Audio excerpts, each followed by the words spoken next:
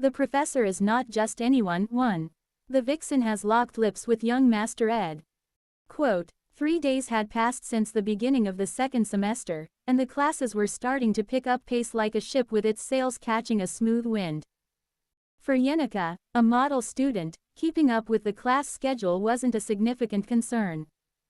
Even after missing classes for 3 days using illness as an excuse, she felt no pressure. Nevertheless, she couldn't be too complacent in lecture courses like magic history and mana theory, as neglect could quickly turn her grades red, so it was time to get the pen moving. However, communing continuously with spirits was a calling for a spirit master, something she couldn't neglect. It was a busy time indeed. Outside the dormitory, leaning against a Zelkova tree near the sloped decks hall on the outskirts of Oran Mountain, spirits still flocked to her today. The gathering of spirits near the Zelkova tree was so large it looked like an army stationed there, including mid-tier wind spirit Feshi and high-tier fire spirit Tarkon. What did you say? This cannot be overlooked, Miss Yenica. Quote, the trivial matters of the northern forest were routinely reported, a usual occurrence. However, Yenica noticed that Ed had become a more significant part of the stories the spirits were bringing lately. Despite her restlessness upon hearing such stories, she found herself listening attentively because she didn't really dislike them. Yet, today's breaking news, brought up among the chatter of spirits, was like a bolt from the blue. That vixen might strike again at any moment. If we don't do something, what can we do about it? The sparrow-shaped low-tier wind spirit Karis fluttered its wings in frustration, but Feshi, in the shape of a lion, responded with feigned composure. It's Miss Yenica's decision to make, not ours. Quote, wait, hold on. What do you mean they've locked lips? Not following the conversation, Yenica pressed for details, and this time Tarkon, who was lounging around the tree with its massive body, answered. I saw it too, it was quite fiery. Ah, the joys of youth. Quote, ellipsis quote, that vixen, she really knows how to play with people's hearts. Teasing and tempting, watching her makes you think that if it weren't that blockhead Ed, anyone would have fallen for her charms. Quote, what are you talking about? Yenica stood up abruptly, pressing down hard on Tarkon's massive neck. What are you talking about? You want me to repeat what I said, Yenica? Seems like the vixen has crossed a line. Quote, Ed's reaction. What about Ed? Oh, that's the right question. He was seriously putting up a barrier. Even though she went for a kiss, his face didn't show a flicker of emotion, it was quite astonishing.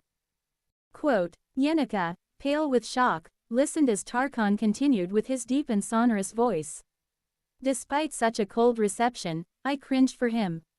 To come at him like that and to receive such an indifferent reaction, there are two possibilities, either the fallen noble is a eunuch, or he doesn't see her as a woman at all. Quote, that's good. Yenica tried to catch her breath and then swallowed another sigh. Good. Quote, why was she relieved? Is this the time to be relieved? Tarkon, you tend to be too blunt with your words.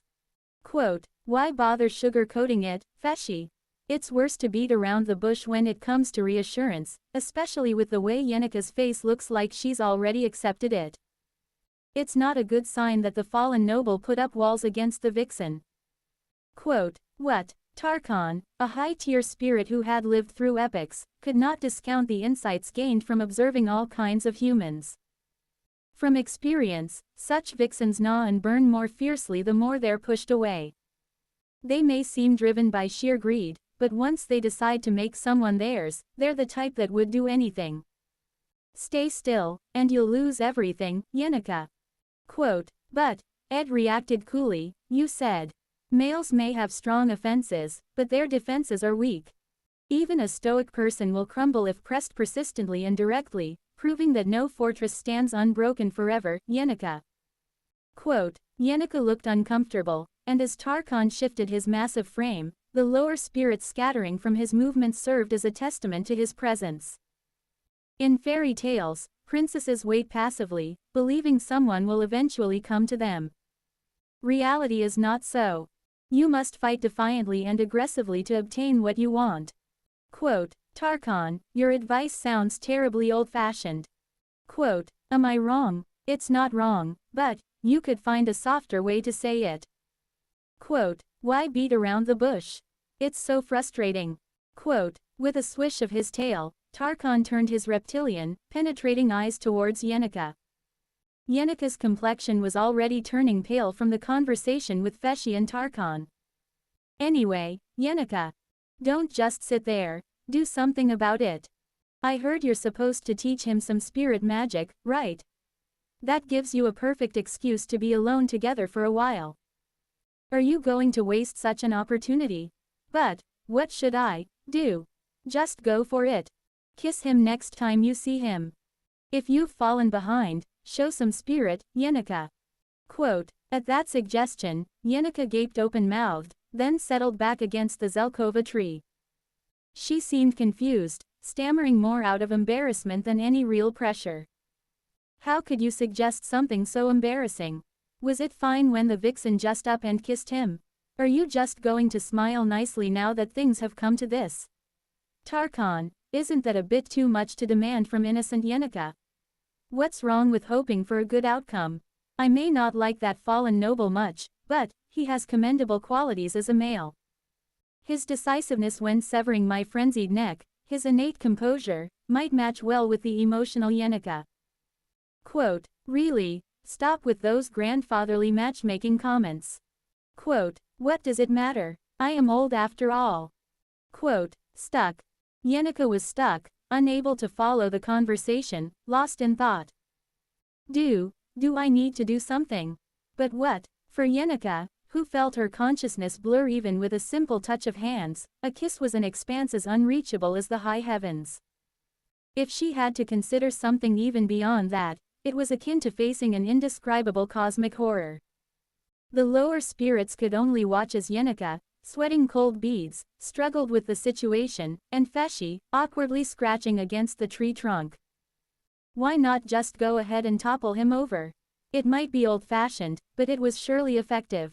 With such transient thoughts, Tarkhan remained silent, deciding no more words were necessary. Come to think of it, there's been some strange mana flow at the edge of the northern forest. I'll check it out when I have time. The precise location will be given by Merylda. She's been absent lately, probably preoccupied with that area. Quote, these periodic gatherings for reports were ultimately to check for anomalies or disturbances in the spirits' activities. Although Yenica's infatuation with a certain fallen noble seemed to overshadow her duties, tasks demanded attention, so Tarkhan continued. Aha, it's more active at night, might be related to a star positioning magic circle. We don't see it as particularly dangerous, but it won't hurt to be aware. Quote, as a student, Yenica had no obligation to ensure the Academy's safety, but anomalies in the northern forest were not just someone else's problem for a spirit master like her. She'd be at this school for at least 2 more years until the 4th grade. It was her responsibility to care for the spirits, home in the northern forest. I'll tell you more about it later. For now, when you next meet that fallen noble, decide whether you'll kiss him or knock him down or whatever. Quote, consider a more detailed plan. At those words, Yenica's cheeks reddened like a tomato, and although she kicked at Tarkhan's shell with her foot out of embarrassment, such petulant actions couldn't even leave a scratch on his body. Yenica knew too well that it was like kicking a wall out of frustration. What are you suggesting we should do, Lord Tarkhan? If that fox has already made so much progress, there's not much left for us to do on our end. Even if we kiss now, we're just playing catch-up. Closing square bracket. Oh, that's a sharp insight, Feshi. We've talked about tripping her up and all, but there's really no need to be more intense than what the fox is doing. In fact, capitalizing on innocence or a fresh feeling wouldn't be a bad thing. Anyway, we do need to make a swift move at some point. It was a reasonably good point, especially coming from Tarkhan, who often had rigid thought patterns. Feshi agreed, too. After all, personal charm is more important than the intensity of one's actions.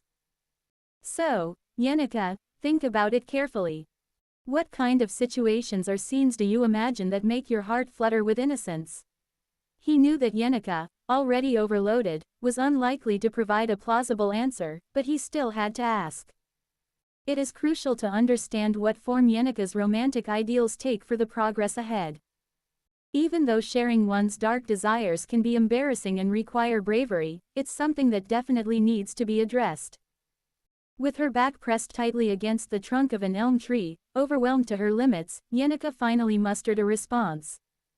Sharing, feeding each other. Opening square bracket ellipsis closing square bracket. Opening square bracket ellipsis closing square bracket. So this was the kind of person her master was. Realizing this all over again, Tarkan and Feshi couldn't help but let out deep sighs. Asterisk. Now. Say, Single quote, blowing on the soup to cool it, I pushed the spoon toward Lucy's mouth. Her tiny mouth seemed like it could be filled to the brim even with a small spoonful. Lucy, like a baby bird being fed, took the soup into her mouth and then swallowed it before poking out her tongue. Weak tastes bad. Quote, true, with limited spices, it's difficult to get the flavor right. Perhaps I should put off perfecting my cooking skills until we have a more varied selection of ingredients. Quote, don't use me like some taste testing machine. Quote, despite kicking back in protest, I ignored her and poured the remaining soup back into the pot. Lucy's tastes seemed rather sophisticated, though not visibly so. However, she was easily tempted by stimulating foods with strong flavors because she had grown accustomed to various healthy diets. Still, if I want to properly develop my cooking skills, I need to prepare genuine meals more regularly, not just stimulating preserved foods. However, as someone who has survived in the wild for a long time, my palate feels somewhat dull. I find most food delicious, so I have to rely on someone with more refined taste buds to truly appreciate culinary skills. Considering the impact that cooking skill proficiency has on the dexterity stat, I can't afford to neglect it, but no matter how much we diversify our ingredients, there always seems to be a shortage. Life skills detail. Grade. Intermediate artisan specialty. Woodworking craftsmanship LV14, design LV9, gathering ability LV12, woodworking LV13, hunting LV10, fishing LV7, cooking LV6, repair LV5. Advanced crafting skill slot, empty. Advanced crafting skill slot, empty. After finishing my wood chopping for the day and drenched in sweat, I checked my life skills. It's important to regularly monitor my production skills, which are a key foundation of my growth. The issue that has been rising lately is the disparity in skill proficiency. As I've mentioned, the higher the skill proficiency, the slower its growth rate becomes. My dexterity stat, which is a core attribute, is heavily affected by the total proficiency of life skills. Therefore, the growth rate of the dexterity stat also tends to slow down. So, I need to bring up those skills that still have low proficiency as much as possible, as they still have decent growth efficiency compared to others. I feel the need to unlock basic production skills that have not yet been revealed and to train in trailing skills such as cooking and repair, but the problem is I'm too busy trying to make a living. Once I receive the promised gold coins from Lortel, I might consider spending some money on ingredients and daily necessities, but I'd rather not waste money on consumables when the cabin construction isn't even finished yet. Time is still short. To make matters worse, school has started. The amount of time I can devote entirely to survival activities is just a few hours a day, if not less. That's when I've also reduced my sleeping time. It's time I seriously considered the efficiency of my survival activities. As the scenario, still okay. The greatest anomaly of LT's early downfall had occurred. I'm still unsure of the cause, but I've managed to patch up the issue for now. I can't predict how this anomaly will play out, but there don't seem to be any noticeable changes for the time being. I keep a careful watch on the main characters of the scenario whenever I can. There seems to be no problem for now. The most important characters in the court are ultimately the protagonist Tylee and the four main heroines. Tylee is, well, I can't see him often because he's in the combat department, but the rumor has it he shed his underachiever label long ago. With his talent and momentum, he might be able to join Class B by his third year. Companion AILA seems to be living up to her role as Taylee's support pillar. If I inquire, I always hear that she's close by, either worrying about him or supporting him. Princess of Compassion Fenia seems to be living without issues for now, but as time goes on and she begins to clash with Lortel, I will need to be watchful. Golden daughter Lortel is in the most uncertain situation. I don't know what changes might occur in her actions due to Eltie's early downfall. Aside from Eltie's fate, it seems there have been no changes in her plan to steal the Sage's seal. She needs to act as the mid-boss in Act 2, Chapter 10, so I can only pray that no anomalies occur. Clarice she won't enroll until next year, so she's not my concern at the moment. For now, I'll have to keep an eye on things as if walking on thin ice. Above all, Glast, the final boss of Act 2, can only be harmed through Taylee's knighting ceremony. The system of the royal magic itself is so peculiar that it's hard to overcome with magical power alone. It's not just Taylee's forces that are a problem, the movements of the academic faculty are equally important. I'll need to set aside a day to check on this. But, let's make sure not to get excessively involved. Quote, in any case, my immediate task is to check the traps and prepare the meat. I stretched my shoulders and walked into the forest. Now that the cabin chimney is finished, once the wallpaper and flooring are done, it will be ready for occupancy. It won't be long before my life starts to stabilize. Let's keep up the good work. Asterisk. Here are the consultation records you asked for, Assistant Professor Claire. Quote, thank you, Anise. Quote, one of the things most troublesome for a first-year assistant professor is finding assistants to work under them. Students looking to be assigned to a new professor as their academic advisor are nearly non-existent, so compared to veteran professors, they are inevitably short on manpower. For Claire, Anise was a blessing.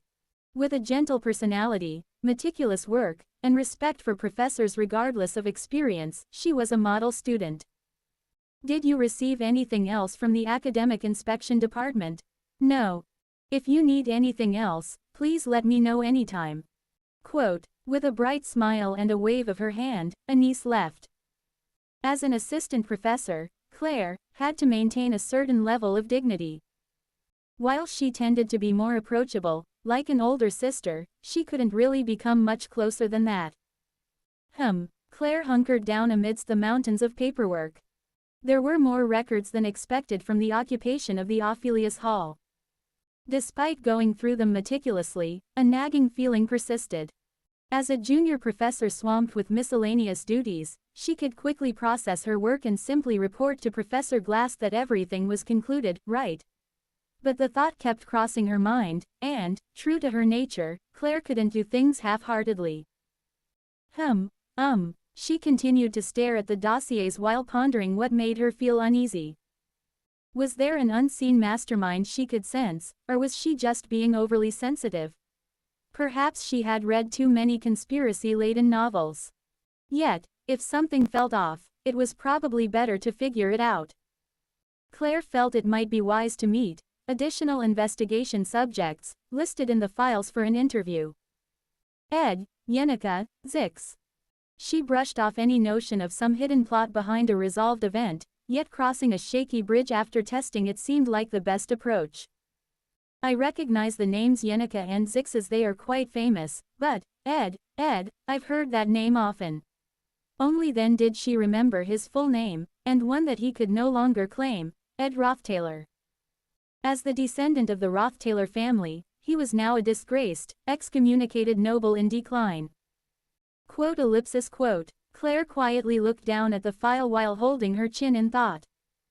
There was a sensation, an invisible presence, as if the bottom of an iceberg still lingered.